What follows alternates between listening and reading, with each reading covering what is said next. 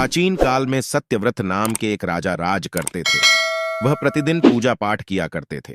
उनके पास किसी भी चीज की कमी नहीं थी। वह धन दौलत से लेकर हर प्रकार की सुविधा से समृद्ध थे। हालांकि इसके बावजूद भी राजा की एक अभिलाषा थी जिसे वह पूर्ण होने की चाह रखते थे। दरअसल राजा सत्यव्रत को किसी प्रकार से स्वर्गलोक जाने की इच्छा थी। वह अपने जीवन में कम से कम एक बार स्वर्गलोक के सौंदर्य को देखना चाहते थे, लेकिन उन्हें इसका मार्ग नहीं पता था। इधर दूसरी तरफ ऋषि विश्वामित्र अपनी तपस्या के लिए घर से बाहर निकले। चलते चलते वह अपनी कुटिया से काफी आगे चले गए थे। काफी समय बीत गया, लेकिन वह नहीं लौटे।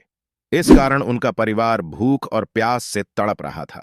राजा सत्यव्रत को जब यह पता चला तो उन्होंने ऋषि विश्वामित्र के परिवार के पालन पोषण की जिम्मेदारी ले ली।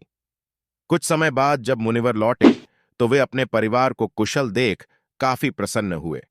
उन्होंने पूछा कि उनकी अनुपस्थिति में किसने उनकी देखभाल की। इस पर ऋषि के परिवार वालों ने बताया कि राजा ने उनके पालन पोषण की जिम्मेदारी उठाई थी। यह सुनकर ऋषि विश्वामित्र तुरंत राजमहल पहुंचे और राजा से मुलाकात की। वहां पहुंचकर उन्होंने सबसे पहले महाराज को धन्यवाद कहा। इस पर राजा ने ऋषि से अपनी इच्छा पूर्ण होने का आशीर्वाद मांगा। राजा की बात सुनकर ऋषि विश्वामित्र ने कहा, बोलिए महाराज, आपको क्या वरदान चाहिए? तब महाराज ने कहा, हे मुनि, मुझे एक बार स्वर्गलोक के दर्शन करने हैं। कृपया करके मुझे वहां जाने का वरदान दें। राजा की प्रार्थना सुनकर ऋषि विश्वामित्र ने एक ऐसा रास्ता बताया जो स्वर्गलोक की ओर जाता था। यह देख राजा सत्यव्रत बहुत खुश हुए। वह तुरंत उस रास्ते पर चल पड़े और स्वर्गलोक पहुंच गए। यहां पहुंचते ही इंद्रदेव ने उन्हें नीचे धक्का दे दिया, जिसके कारण वो सीधे धरती पर जा गिरे। राजा सत्यव्रत ने तुरंत सारी घटना ऋषि विश्वामित्र को बताई। राज की बात सुनकर ऋषि विश्वामित्र गुस्से से आग बबूला हो उठे। उन्होंने तुरंत सभी देवताओं से इस बारे में बात की और इस समस्या का हल निकाला, जिसके बाद राजा के लिए एक नया स्वर्गलोक बनाया गया। नए स्वर्गलोक को पृथ्वी और देवताओं के स्वर्गलोक के बीचों बीच स्थापित किया गया था, ताकि किसी को परेशानी न हो। नए स्वर्गलोक से राजा सत्यव्रत तो बहुत खुश हुए, लेकिन विश्वामित्र को एक चिंता लगातार सता रही थी।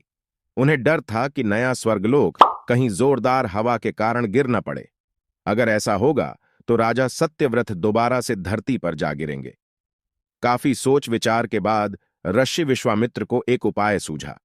उन्होंने नए स्वर्गलोक के नीचे एक बहुत लंबा खंभा लगा दिया ताकि उसे सहारा मिल सके। ऐसी मान्यता है कि नए स्वर्गलोक के नीचे लगाया गया खंभा एक विशाल पेड़ के तने के रूप में बदल गया। यही नहीं, कुछ समय पश्चात जब राजा सत्यव्रत की मृत्यु हुई तो उनका सिर एक फल में तब्दील हो गया। तभी से इस खंभे को नारियल का पेड़ कहा जाने लगा, जबकि राजा का सिर नारियल के रूप में जाना गया।